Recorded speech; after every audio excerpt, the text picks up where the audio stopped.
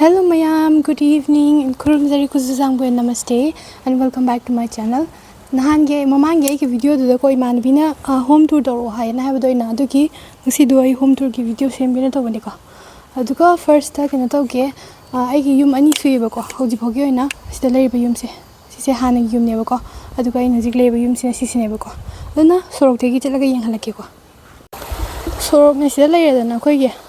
aduga sida khoi gi yum lei re khoi gi ma lei re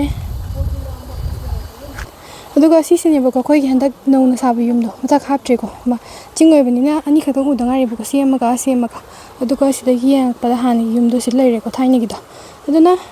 chang basina kamai chang gi har kanda kanu se sona kan hap te ba ko kanu do changham do sona kan hap te ba ko stair do aduna sona kan gi hana gi yum aman da du gi mamang da hape ba aduna sini gi chang do ni ko yum gi changham je si ama khakta ne ba ko aduga hana gi yum se lai re ko aduga hana gi yum da gi sumaina sumang se a pho yok te ba a pho yok na simen na hai ne ba ko aduga sumang se poli ne hoji bo ki oina di kanu taw dre ko ai de nung ga ga mayam thamjal li ba phajana kanu taw dre khoi ni ne ngon kanu pire ne udra ba persimmon habra kanu hai dai ne maru dia ba ko si sina ko du ko cha ba de kanu taw de mun ra di lai yam thagal cha bi no ai te ko aduna hana gi yum se han kanu tor si ko so lo le me so na kan gi se pro tre ko gi hana gi ka waram bane aduga so na kan gi se na in hojik chakhum moina bu do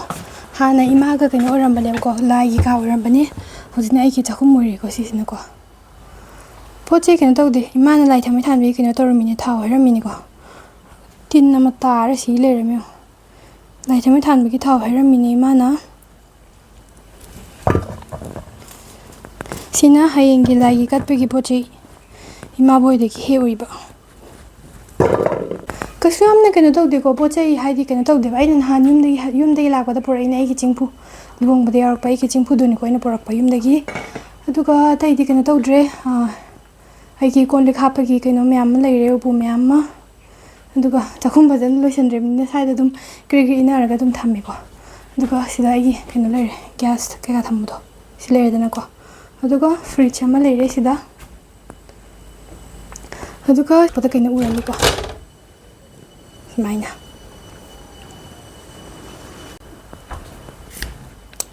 hana gi yum se kanu toy ba ko hana gi yum se da ka taruk le ba ko ka taruk tu da lai gi ka gi mai ka ga pula me ba du du ga maya gi ka mane du du ko ai gi ka ma le re me da ko du ga chakhum ga store me am su le re me ba ko aduni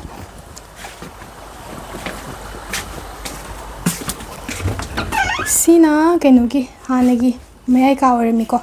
hana gi mai ka si ore me aduga ima gi ke no ma gi retirement gi matam da phangi ba kaino me am da se le re aduga poche me am su thammi to sai da hondok pa chan da ba gi sai da su me am le ri ko poche lo san ba loi dri bani ko ai gi hana gi ka ore me ko so por tre ina kaino to re so lon chan gre ko aduga yum ani gi karak ta ni ko sina yum ani gi karak ta sida gi chala kan da kaino le ra mani store le ra mani ko store ki room do sida na store le re to poche me am paisa laga le washing machine ama aina sida tham dal le keno da ko aduga store me am sida bungchai char ga le re poche ge do hana thabak su bala amba mi ge gi poche su aduga keno to bu do yung gi poche le ra kana sina ki da pa me am do du su me am tham dal le ko aduga keno sina switch me am tham mi ko yeng garbage ki gari la ka na pi gi na bai na tra di keno to de ba ai sida de amot phun do ya aduni sini hai ki store room kuchai char ga le to si na kanu ne ai di makha thang ba kan do ne ko yum aman ba gi makha thang ba ka do ne ba aduga hani ki chakhum ama le me do chakhum do ji tip loina pungchai char ga le re aduna ai yeng la ro ge ko aduna amathang gi yum si do chal le si ko si gi yum si da ko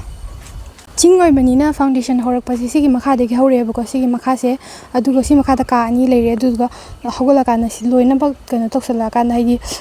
thon lebak thon sala ka na ni ko si de gi amu ka mari tor ka hogot kri ne ba ko aduna makha gi ka si hosi bu sa dri hang hang la ka le re aduga si gi mathang gi si da mu yeng wa si ko aduga last ta mathak to ina ka ra si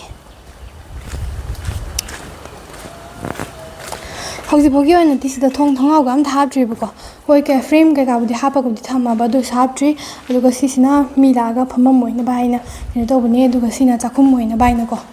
ꯆꯥꯛꯈꯨꯝꯒꯤ ꯀꯩꯅꯣꯁꯦ ꯁꯥꯕꯅꯦ ꯑꯗꯨ ꯂꯣꯏꯁꯟꯗ꯭ꯔꯤ ꯑꯗꯨꯒ ꯅꯥꯀꯟꯗ ꯁꯤꯗ ꯀꯥ ꯑꯃ ꯂꯩꯔꯦ ꯀꯥ ꯑꯃꯁꯤꯁꯨ ꯀꯩꯅꯣ ꯇꯧꯗ꯭ꯔꯤꯅꯤꯀꯣ gas room ꯑꯣꯏꯅꯕ ꯑꯩꯅ ꯇꯧꯕꯅꯦ ꯑꯗꯨ ꯂꯣꯏꯁꯟꯗ꯭ꯔꯤ ꯑꯗꯨꯒ ꯁꯣꯝ ꯅꯥꯀꯟꯗ ꯃꯃꯥꯡꯗ ꯀꯥ ꯑꯃꯒ ꯑꯃꯨꯛ ꯂꯩꯔꯦꯀꯣ ꯁꯤꯁꯨ ꯒꯦꯁ ꯔꯨꯝ ꯑꯣꯏ ꯁꯤꯅ ꯇꯧꯕꯅꯦ ꯑꯗꯨꯒ ꯒꯦꯁ ꯔꯨꯝꯒ ꯀꯩꯅꯣꯒ ꯄꯨꯟꯕ ꯁ꯭ꯇꯣꯔ ꯔꯨꯝꯒ ꯄꯨꯟꯕꯀꯣ ꯁꯤꯅ ꯁ꯭ꯇꯦꯌꯔꯒꯤ ꯃꯈꯥꯗꯣ ꯑꯗꯨ ꯁ꯭ꯇꯣꯔ ꯑꯣꯏ ꯁꯤꯅ ꯇꯧꯕꯅꯦꯕ ꯁꯨꯃꯥꯏꯅꯅꯦ ꯂꯩꯔꯤꯁꯤꯀꯣꯏꯍꯥꯡ ꯍꯥꯡꯒꯩ ꯊꯣꯡꯅꯥꯎꯒ ꯑꯝꯇ ꯍꯥꯞꯇꯒꯦꯀꯣ ꯑꯗꯨꯒ ꯆꯥꯛꯈꯨꯝꯒꯤ ꯑꯣꯏꯅꯕ ꯑꯩꯅ ꯁꯤꯒꯤ ꯆꯥꯛꯈꯨꯝꯁꯤꯗꯒꯤ ꯊꯣꯛꯑꯀꯥꯟꯗ ꯁꯤꯗ ꯕꯦꯜꯀꯅꯤ ꯑꯃ ꯍꯥꯞꯁꯦꯅ ꯍꯥꯏꯅꯕꯅꯤꯀꯣ ꯕꯦꯜꯀꯅꯤ ꯍꯥꯞꯄꯒꯤꯅꯤꯀꯣ ꯁꯤꯗ ꯂꯩꯔꯤꯁꯦ ꯍꯥꯡꯉꯒ ꯂꯩꯔꯤꯁꯤꯀꯣ ꯕꯦꯜꯀꯅꯤ ꯍꯥꯞꯄꯒꯤ ꯑꯗꯨꯒ ꯕꯦꯜꯀꯅꯤꯁꯤꯗꯒꯤ ꯊꯣꯛꯑꯒ ꯁꯨꯃꯥꯏꯅ ꯎꯅꯕ ꯍꯥꯏꯅ ꯑꯗꯨꯝ ꯁ꯭ꯋꯥꯏꯗ ꯂꯩꯔꯦꯀꯣ ꯁꯤꯁꯤꯅꯦ ꯍꯋꯥꯏ ꯀꯥꯂꯟꯗ꯭ꯔꯤꯅ ꯊꯥꯈꯤꯕꯗꯣ ꯀꯔꯝ ꯀꯥꯟꯗ ꯄꯥꯜꯂꯛꯇꯣꯏꯅꯣ ꯈꯪꯗꯦ ꯁꯨꯃꯥꯏꯅ ꯑꯗꯨꯝ ꯇꯧ ꯂꯩꯔꯦꯀꯣ ꯑꯗꯨꯒ ꯑꯇꯩ ꯃꯌꯥꯝ ꯑꯃ ꯄꯣꯠ ꯆꯩ ꯊꯥꯈꯤꯕꯗꯣ ꯑꯩꯅ ꯑꯗꯨꯅꯤ ꯁꯤ ꯃꯈꯥꯈꯩꯁꯤꯅ ꯑꯩꯒꯤ ꯍꯤꯡꯒꯣꯜ ꯉꯥꯛꯇꯅꯤꯀꯣ ꯆꯥꯛꯈꯨꯝꯒꯤ ꯀꯩꯅꯣꯗ ꯑꯣꯄꯣꯖꯤꯠꯇ ꯇꯣꯏꯂꯦꯠ ꯕꯥꯠꯔꯨꯝ ꯑꯃ ꯍꯥꯞꯁꯤꯅ ꯀꯩꯅꯣ ꯇꯧꯔꯤꯅꯤꯀꯣ ꯁꯦꯝꯕꯅꯦ ꯑꯗꯨ ꯍꯧꯖꯤꯛꯐꯥꯎ ꯂꯣꯏꯁꯟꯗ꯭ꯔꯤ ꯄꯣꯠ ꯆꯩ ꯄꯩꯅꯔꯒ ꯑꯗꯨꯝ ꯊꯝꯃꯦꯀꯣ ꯂꯣꯏꯁꯟꯗ꯭ꯔꯕꯅꯤꯅ ꯁꯤꯗ ꯂꯩꯔꯤꯕ ꯀꯩꯅꯣ ꯃꯌꯥꯝꯁꯦ ꯀꯥ ꯃꯌꯥꯝꯁꯦ ꯑꯗꯒꯤ ꯁꯥꯠ ꯍꯩꯔꯒ ꯁꯥꯒꯠꯂꯛꯄ ꯑꯗꯒꯤ ꯑꯇꯣꯞ ꯑꯇꯣꯞꯄ ꯂꯩꯗꯅ ꯐ꯭ꯂꯣꯔ ꯈꯨꯗꯤꯡꯒꯤ ꯆꯦꯛ ꯆꯜꯂꯤꯉꯩ ꯃꯇꯝꯗ ꯄ꯭ꯂꯥꯁꯇꯔ ꯇꯧꯔꯤꯉꯩ ꯃꯇꯝꯗ ꯏꯁꯤꯡ ꯆꯥꯏꯕꯁꯦ ꯑꯩꯅ ꯆꯥꯏꯔꯤ ꯉꯥꯛꯇꯅꯦꯕꯀꯣ ꯍꯧꯖꯤꯛꯇꯤ ꯊꯥꯗꯣ ꯐꯅꯌꯥꯝ ꯌꯥꯝꯁꯜꯂꯦꯗꯅꯀꯣ ꯂꯣꯏꯈꯤꯕ ꯑꯗꯨꯅ ꯀꯃꯥꯏꯅꯕꯨ ꯇꯧꯔꯒ ꯏꯁꯤꯡ ꯆꯥꯏꯔꯒ ꯂꯣꯏꯈꯤꯕꯅꯣ ꯀꯥꯏꯅ ꯈꯜꯂꯤ ꯍꯧꯖꯤꯛꯇꯤꯀꯣ ꯏꯇꯣꯝꯗꯀꯣ ꯑꯩꯒꯤ ꯅꯨꯄꯥꯁꯨ ꯌꯨꯝꯗ ꯂꯩꯇꯕ ꯑꯗꯨꯒꯤ ꯑꯩ ꯏꯇꯣꯝꯗ ꯏꯁꯤꯡ ꯆꯥꯏꯔꯒ ꯌꯥꯝꯅ ꯋꯥꯈꯤꯕꯗꯣ ꯑꯗꯨꯒ ꯌꯨꯝ ꯁꯪꯒꯥꯕ ꯀꯥꯟꯗ ꯑꯩ ꯅꯨꯄꯥ ꯌꯥꯎꯗꯕꯗꯣ ꯅꯨꯡꯉꯥꯏꯇꯦꯅ ꯍꯥꯏꯔꯛꯄꯗꯣ ꯑꯩꯉꯣꯟꯗꯀꯣ ꯑꯩꯁꯨ ꯅꯨꯡꯉꯥꯏꯇꯦꯕꯀꯣ ꯃꯥ ꯌꯥꯎꯗꯕꯗꯣ ꯌꯨꯝ ꯁꯪꯒꯥꯕ ꯀꯥꯟꯗꯀꯣ ꯍꯥꯏꯗꯤ ꯂꯩꯗꯅ ꯋꯥꯅꯈꯩ ꯀꯩꯅꯣ ꯇꯧꯖꯔꯀꯥꯟꯗ ꯌꯨꯝ ꯁꯪꯒꯥꯕ ꯅꯨꯃꯤꯠꯇ ꯃꯥ ꯊꯣꯛꯂꯛꯇꯕꯗꯣꯀꯣ ꯅꯨꯡꯉꯥꯏꯇꯦꯕ ꯑꯩꯁꯨ ꯑꯗꯨꯅ ꯀꯩꯅꯣ ꯇꯧꯔꯤꯅꯦ ꯍꯧꯖꯤꯛꯐꯥꯎꯒꯤ ꯑꯣꯏꯅꯗꯤ ꯂꯣꯏꯁꯟꯗ꯭ꯔꯤ ꯍꯥꯏꯗꯤ ꯃꯃꯥꯡꯒꯤ ꯑꯩꯒꯤ ꯚꯤꯗꯤꯑꯣꯗꯣ ꯑꯗꯨ ꯌꯦꯡꯈꯤꯕ ꯑꯣꯏꯇꯥꯔꯒꯗꯤ ꯈꯪꯉꯝꯃꯅꯤꯀോ ꯑꯩꯅ ꯌꯨꯝ ꯁꯪꯒꯥꯕꯗꯣ ꯍꯥꯏꯗꯤ ꯌꯥꯝ ꯊꯨꯅ ꯁꯪꯒꯥꯏꯗꯣ ꯀꯩ ꯃꯔꯝꯒꯤꯅꯣ ꯍꯥꯏꯈꯤꯕꯗꯀꯣ ꯑꯗꯨꯅ ꯍꯥꯏꯗꯤ ꯍꯧꯖꯤꯛꯇꯤ ꯀꯩꯅꯣꯁꯨ ꯇꯧꯗ꯭ꯔꯦ ꯍꯥꯏꯗꯤ ꯐꯥꯏꯅꯥꯟꯁꯤꯌꯦꯜꯂꯤ ꯈꯔꯁꯨ ꯀꯩꯅꯣ ꯇꯧꯗ꯭ꯔꯦꯀꯣ ꯑꯗꯨꯅ ꯍꯌꯦꯡ ꯀꯣꯟꯅ ꯂꯩꯔꯀꯥꯟꯗ ꯌꯥꯝ ꯊꯨꯅ ꯂꯣꯏꯁꯟꯒꯦꯅ ꯈꯜꯂꯤꯅꯤ ꯊꯣꯡ ꯍꯥꯞꯆꯤꯜꯂꯒꯀꯣ ꯆꯥꯛꯈꯨꯝ ꯑꯣꯏꯅꯕ ꯍꯥꯏꯅ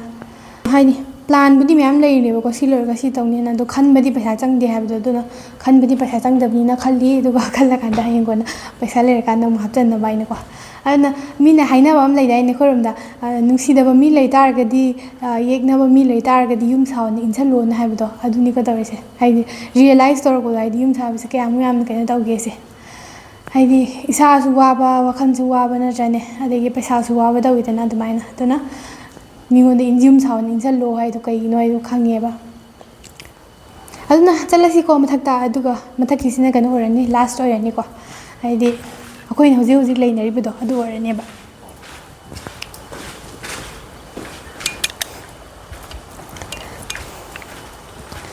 ꯑꯗꯨꯅ ꯁꯤꯗꯒꯤ ꯁ꯭ꯇꯦꯌꯔ ꯂꯩꯔꯦ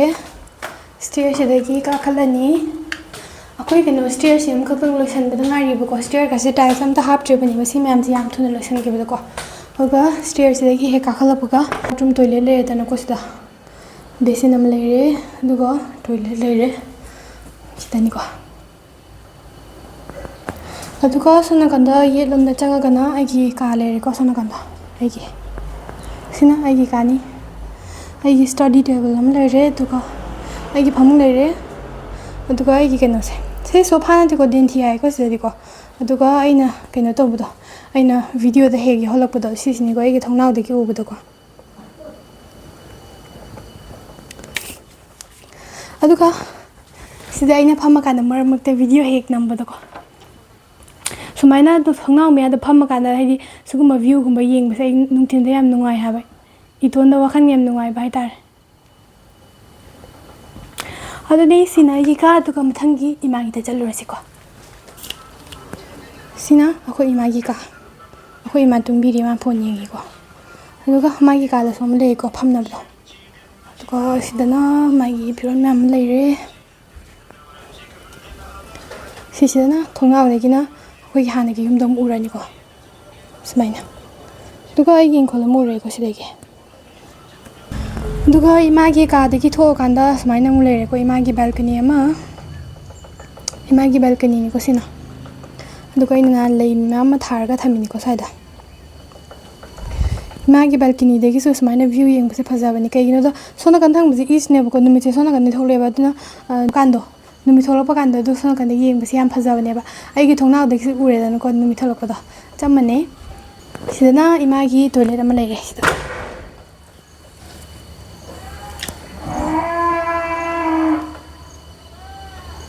ꯏꯃꯥꯒꯤ ꯇꯣꯏꯂꯦꯠꯅꯤꯀꯣ ꯁꯤꯅ ꯁꯤꯁꯤꯅ ꯀꯩꯅꯣ ꯂꯩꯔꯦꯀꯣ ꯁꯤꯇꯤꯡ ꯔꯨꯝ ꯑꯩꯈꯣꯏꯒꯤ ꯀꯩꯅꯣꯗꯩ ꯊꯣꯛꯂꯛꯑꯒꯀꯣ ꯑꯗꯨꯒ ꯇꯤꯚꯤ ꯑꯃ ꯂꯩꯔꯦ ꯑꯗꯨꯒ ꯃꯤ ꯂꯥꯛꯑꯒ ꯐꯝꯅꯕꯀꯣ ꯁꯤꯒꯤ ꯂꯩꯔꯦꯀꯣ ꯁꯤꯗꯅ ꯁꯤꯗꯅꯤꯀꯣ ꯑꯩꯅ ꯃꯔꯛ ꯃꯔꯛꯇ ꯐꯝꯃꯒ ꯚꯤꯗꯤꯑꯣ ꯍꯦꯛ ꯅꯝꯃꯛꯄꯗꯀꯣ ꯑꯗꯨꯒ ꯀꯩꯅꯣ ꯍꯥꯏꯌꯦꯕꯀꯣ ꯁꯤꯒꯤ ꯀꯩꯅꯣꯁꯦ ꯁꯤꯒꯤ ꯐꯝꯅꯕ ꯁꯥꯕꯁꯦꯀꯣ ꯁꯤꯁꯦ ꯗꯦꯟꯊꯤ ꯍꯥꯏꯕꯀꯣ ꯗꯦꯟꯊꯤ ꯑꯗꯨꯒ ꯁꯤꯒꯤ ꯇ꯭ꯔꯦꯗꯤꯁꯅꯦꯜ ꯑꯣꯏꯕꯅꯤꯀꯣ ꯑꯗꯨ ꯄꯤꯛꯅ ꯁꯥꯗꯧꯕꯅꯤ ꯌꯥꯝ ꯆꯥꯎꯊꯣꯛꯈ꯭ꯔꯦꯀꯣ ꯁꯤꯁꯦꯀꯣ ꯑꯁꯦꯡꯕꯩꯗꯤ ꯈꯔ ꯄꯤꯛꯅꯕꯅꯦꯕꯀꯣ ꯑꯗꯨꯒ ꯁꯤꯒꯤ ꯃꯅꯨꯡꯁꯤꯗ ꯁ꯭ꯇꯣꯔꯦꯖ ꯌꯥꯎꯋꯦꯕꯀꯣ ꯄꯣꯠ ꯆꯩ ꯍꯥꯞꯅꯕꯀꯣ ꯑꯗꯨꯝ ꯀꯩꯅꯣꯁꯦ ꯄ꯭ꯂꯥꯏ ꯌꯥꯎꯋꯤꯗꯅ ꯄ꯭ꯂꯥꯏꯗꯣ ꯍꯥꯡꯗꯣꯛꯑꯒ ꯍꯥꯞꯄ ꯌꯥꯏꯕ ꯑꯗꯨꯅ ꯁꯤꯒꯤ ꯀꯩꯅꯣꯁꯤꯗ ꯁꯤꯒꯤ ꯐ꯭ꯂꯣꯔꯁꯤꯗ ꯀꯩꯅꯣ ꯇꯧꯔꯤꯁꯦ ꯍꯥꯏꯗꯤ ꯂꯣꯏꯁꯤꯜꯂꯤꯕ ꯀꯥꯁꯦꯀꯣ ꯀꯥ 3 ꯈꯛꯇꯅꯦꯕ ꯑꯩꯒꯤ ꯀꯥ ꯑꯃ ꯂꯩꯔꯦ ꯏꯃꯥꯒꯤ ꯑꯃ ꯂꯩꯔꯦ ꯑꯗꯨꯒ ꯁꯤꯇꯤꯡ ꯔꯨꯝ ꯑꯃ ꯂꯩꯔꯦ ꯑꯗꯨꯒ ꯀꯩꯅꯣꯒ ꯂꯥꯏꯒꯤ ꯀꯥ ꯈꯛꯇꯅꯦꯕꯀꯣ ꯑꯗꯨꯒ ꯀꯩꯅꯣꯁꯨ ꯇꯧꯗ꯭ꯔꯤꯀꯣ ꯍꯥꯏꯗꯤ ꯐꯣꯇꯣ ꯀꯩꯀꯥ ꯆꯥꯝꯊꯣꯛꯑꯒ ꯂꯧꯊꯣꯛꯑꯒ ꯑꯩ ꯐꯣꯇꯣꯒ ꯑꯝꯇ ꯊꯦꯠꯇ꯭ꯔꯤꯕꯀꯣ ꯑꯩ ꯀꯩꯅꯣꯁꯨ ꯇꯧꯕ ꯊꯑꯣꯏꯒꯤ ꯅꯤꯡꯁꯤꯡꯗꯦ ꯑꯗꯨꯒ ꯕꯖꯥꯔ ꯆꯠꯄꯗꯁꯨ ꯍꯦꯛꯇ ꯀꯥꯎꯋꯦꯕꯀꯣ ꯑꯗꯨꯅ ꯍꯥꯏꯗꯤ ꯇꯧꯒꯦꯅꯗꯤ ꯈꯜꯂꯤꯁꯤ ꯌꯥꯝꯅꯗꯤ ꯀꯨꯏꯔꯕꯅꯤꯀോ ꯑꯗꯨꯅ ꯃꯊꯪꯗ ꯑꯃꯨꯛ ꯐꯣꯇꯣ ꯀꯩꯀꯥ ꯃꯌꯥꯝ ꯑꯃ ꯆꯥꯝꯊꯣꯛꯑꯒ ꯍꯥꯞꯄ ꯂꯣꯏꯔꯀꯥꯟꯗ ꯑꯃꯨꯛ ꯐꯖꯅ ꯑꯃꯨꯛ ꯌꯦꯡꯍꯜꯂꯛꯀꯦ ꯉꯁꯤꯒꯤꯗꯤ ꯁꯤ ꯈꯛꯇꯅꯤꯀꯣ ꯑꯗꯨꯅ ꯆꯠꯂꯁꯤ ꯃꯊꯪꯒꯤ ꯀꯩꯅꯣꯗꯀꯣ ꯂꯥꯏꯒꯤ ꯀꯥꯗꯀꯣ ꯑꯩꯒꯤ ꯀꯩꯅꯣꯁꯦ ꯄ꯭ꯂꯥꯟ ꯌꯥꯝ ꯐꯖꯕꯒꯤ ꯕꯦꯜꯀꯅꯤ ꯑꯃ ꯊꯣꯛꯑꯅꯤ ꯁꯤꯗꯀꯣ ꯕꯦꯜꯀꯅꯤꯁꯤꯗꯒꯤ ꯁꯣꯔꯣꯛꯇꯣ उरेꯗꯅꯀꯣ ꯑꯗꯨꯒ ꯁꯣꯝꯅꯀ ꯂꯥꯏꯒꯤ ꯀꯥ ꯁꯤꯗ ꯌꯥꯎꯔꯤꯕ ꯃꯌꯥꯝꯁꯦ ꯈꯥꯗꯥꯗꯨꯅꯦꯕꯀꯣ ꯃꯤꯅ ꯌꯨꯝ ꯁꯪꯒꯥꯕ ꯂꯥꯛꯄ ꯀꯥꯟꯗ ꯀꯤꯕꯤꯔꯝꯕꯗꯣ ꯑꯗꯨꯗꯨꯅꯦꯕ ꯍꯧꯖꯤꯛꯐꯥꯎ ꯂꯧꯊꯣꯛꯇ꯭ꯔꯤꯕꯀꯣ ꯑꯗꯨꯅꯤ ꯁꯤꯅ 이마기 라기가 이마는 그녀 떠오르니 라기가 포토 맵만 텔레 담이니까 이거 라기 포토 맵세 림부지기 포토 어디기 라기 그이기고 포토 맵만 두고 시수 캘린더 아무서 야오레 그거 시나 이마나 라기 포체가 담아 함도니고 콜리가 담아도 두고 시시나 라기 스테이지 오말레고 오브레오 ahum nikolai statue ja amak tana tebako aduga ngasi lai khoram gi pochai myam am su khalame aduga sona kandana keno do lai khoram tisena ba drum do se le dana aduga keno je lai thame thale ni ko sigi manung sida ko uraba sumaina lai thame thale ni aduga sona kandana lai basina keno toriba Buddhist ki monk myam lai khoram la pa kana do phamna ba aduga mai table aduga se som lai mai phamna ba aduga table ko sumaina ni dana ko chang badu udoi se ko adu lai khoram ba la pa kan sidani ko haidi lai sina mai de le dana ko aduga monk myam bi sona kana pham bu se ai ba ko aduga sona kan ge chair tha ba ke no sida pham bu se ai ba na kana kana ni da ko yum gi mi myam ma lai tar ko su lai khoram gi dum pham ne ba ko saida aduga ai gi maing da thami sina lai ka da kanu thamjali ni ko upu ke ga myam sa ba loi jimi na poche hapam do lai ta ba ge na kenu se blanket cover gi bag myam sa chala kan se loin thamjali ni ko aduga sisina kenu sisina hayeng wai lai khram lak pa kan do buddhist ki monk myam ma lagani dana ko adugi lak pa kan da mogi chan thangna bu do cha ga tha ga chan thangna bu do makhai ko chura haidana ko kenu do chujak kang ba ngor ga sudok pa do ko adu mo do hapna bani sumaina makhumji sumaina le ni dana ko sumai hang do kala acha ba ma yauri do o rai sam yauri ko sumaina hapna bani ani le ko sida ma ka le cha yam tangi ko amada sing ani ra kaya no pi le ki bani ko sise ko adune aduga buddhist ki monk myam mala moi lai khoram lak pa kan do du su kana taw de ba hadi moi gi phamam je lai tar ko sune hadi khwai head oiba buddhist ki monk to adu duna ma gi phamna ba do adu du kitang wang khalaga na seme ba ko aduga mathang gi ma gi makha da lai ba kai to duna phamna ba duna kitang nim na seme ba ko aduga table ka ga sisu keno se stilai se sise chenti hai ba ko chenti adim sida poche hapam ga myam yawi se ko hang kan aduga si keno se sisina thaina gi ni ko imana chalam bani ko sisina thaina gi macha ne aduga sida le se aina nauna chan bani ko si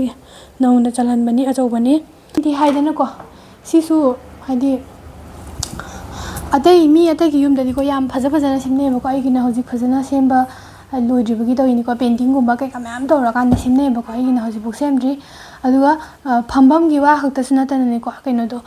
di table do moi ge chenti do table do adusu khwai ma ko iba kaino do mong to adu gi na kitang wang ba ko aduga makha gai du na khatang nem ba do mai to ra kan simne ba ko aduna hai gi do kan to de semba loidri hoji pha ba ko aduna ni mi atai gi mayum da chatpa kanda mathang da gumba kana no ki mayum da chatlu tari yenghalake ko lupa lak mari manga lak taruk taret ka changa semna bani ko painting ka si yam phajana tawra kan ko adi yamna in details obane ko mai painting du yam phajabane aduga mathang kana no ki mayum da chata yenghalake hai da di leitre ko aduni ko lage ka se smaina lei to aduga sina ima ge ni mi khudingi phamaga lai khorambam ni ko pochai mayam am su paisalaga thambire ina swaida aduga mamangi video da ina haigibado hayeng wa yum da mi sibe yarok targa di lagi ka da thamduni habada duni ga tawdoise aduga ingoda yamna kadi mi sibe ku thamdo ki do ma de ki je na harakpada du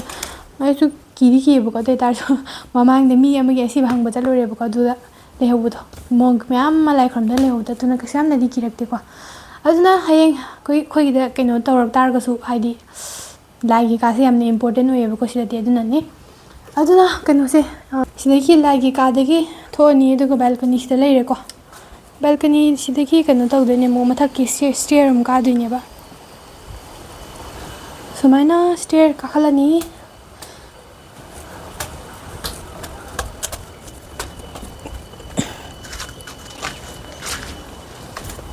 stair ka khala ka aina mar phi phawai ek lak padoni ko sida ko nungsit ke am sile sad lak pasi nungai ko phi phawba ka siam thuna kang bane aduni ko ina sisini ko mar mar pheng yengalak pado ai ki background ki view se ko ai ke friend oiba mi ga di facebook ta siam uram gani ko su ko video se ko nungsit ke siam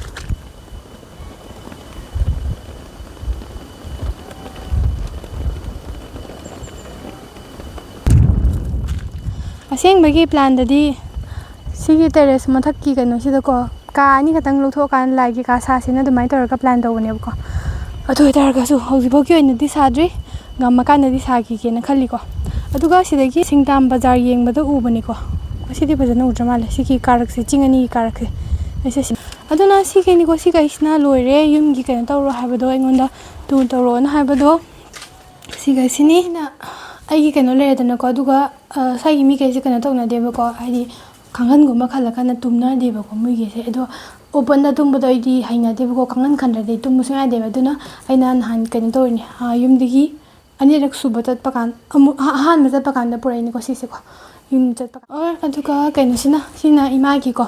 ima su kan taw deba ko ma su nan no kan yum chalu bakan da du akhoram da lehudo ada ma su yam pa mi ma su kan taw gen haiba kangan khala ka tum ni ana ma su kangan purai ni ko aduga ma hodi kan tawri khali aduga kan taw deba hadi haina da ba to kan hang de ko koi chi hoi chani bi moi da su bi bi da ta mu sen nei na ko da su mar mak ta moi di kangan khala ka tum se suffocate to bi da mai taw e du na moi hai sen na ke ya de ko aduna ngasi gi de sai da lore ko kan no se home tour se ko si de na kan de yeng ani ngai su leitre aduga kan no da bune hayeng ko na makha gi do aduga yum sanga bi matang gi da ingon da kai no hang ko do yum sanga bagi dagi luhung bagi kai gi popang gum se kya pina gen hang ko da ingon ko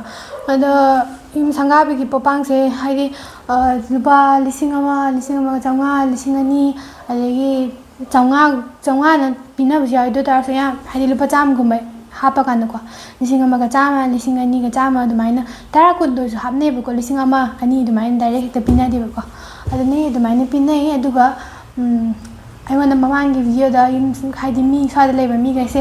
nupi ga se dum drinks to brana haidi drink to brana I dum hange ko ado tawe ko moi sai chana mi ko do mi myam tawe do tar ko su haidi yam na ka hela kan da kene to bu di to de na ko mi ga loina magi limit ama de leina in da ko adune duga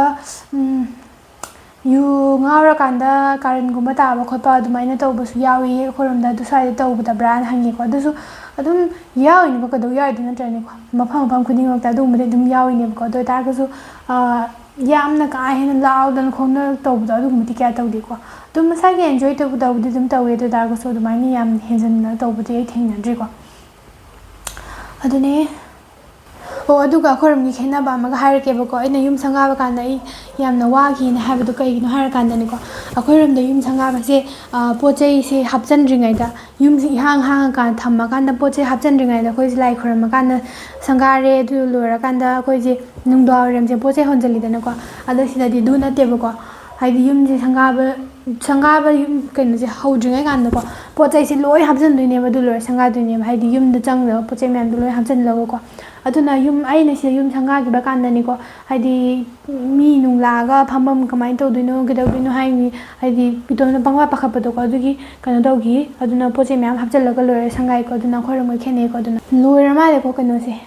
आइना कनो हाइदि relate तौबसेको मसिगिसेको अदुगा आइना Q&A की video अमसु सेमाके नागिबने Q&A की video दो मथंगदा ओइना सेमाके इमानबी अमनसु आइंगोन ngrang call तौरगा आइंगोन मुकबांग तौरो हन कन हाइरेको अदुगा होय येंगे अदुगा सेमक्पा यारदि सेमक्के अदुगा अखोइना yum संगाबसे अखोरमनदि कनो तौइदना युमसे अमुक्तंग संगागे तारदि हाइदि चाखुमगुम्बा कागुम्बा लोइसलौदब लैतारगसु लोइसलगा अखोइ कोना दुम होंजनबे याइदनको अदु नतेको सिदि हयेंग अखोइना आइगि मखागि फ्लोरसे अमुक साब लोइरागा चाखुम केका साब लोइराकानको अदु कानदसु ममांगि आइना युम संगाबा कानदा तौगिबदो लाइ खोरमकानदा अदि मी म्यामसे लाक्तना मी म्यामगि चाना संगबा तौगिबा म्यामदो अदु म्यामदो अमुक हना हल्लगा तौदुइनिको अदुना आई किनो तौद्रे अदु अमुक हना हल्लगा तौबा कानदा अमुक येंगहल्लागेको करम चहीदा तौदोइनो करम कान तौदोइनो अदुरे खंगद्रे अदु तारगसु मथंगिदा ओइन येंगहल्लागे अदुने मसिगिसे अदुगा ममांगि हानिगि युम ममांगि युमदो अदुदुना कइनोनिको अखोइ आई नुपागि मागि कइनोदो मपुदो अदु लेरिङैदा सारंबा युमनेबको अदुगा इमाना अमुक वन टाइम रिनोवेट तौराकानदा कइनो तौरबा अदुगा आइसु पैसा लेरदि रेनोवेट तौगेनदि खल्लिको कइनो थुगाइबको नुंसीबको युमदा अदुना करम कान ओइदोइनोदि खंगदे खंदि खल्लिको खनबदि पैसा चंगदबनिना अदुना खल्ली अदुगा कइनोगि हाइदि सिगी लेरिबा युमसे सिसु करम कान लोइसनदोनो खंगद्रेको अदुना मथंग लोइसनबा कानदा युम संगाबा कानदा हानिगि दुमाइना तौतारगदि युम संगाबदा कमाइन तौगे अदुसु येंगहल्लकेको अदुना म्याम वीडियो से ngasiगि स्वाइद लोइसलसे अदुगा आइगि ngasiगि होम टूर तौरको वीडियो से इमानबी खतंगना हाइरकपगि वाना तबिदोको नहामुक ममांगि कमेन्ट अमदसु आइ उग्रबनिको चे होम टूर अमता तौबिरोना दुमाइना हाइरकपो कमेन्ट उग्रबनिको अदु तासु करम्बा वीडियो दनो आइ फजनदि खंगद्रे अदुना आइदि ngasi तौरैसिदनेको अदुना ngasiगि स्वाइद लोइसलसे अदुगा म्यामना येंगबा नुंगाइ तारगदि लाइक तौबिरमो शेयर तौबिरमो अदुगा सब्सक्राइब तौबिरमो अदुगा मथंगि वीडियो दमु थेंगनासिको बाय बाय।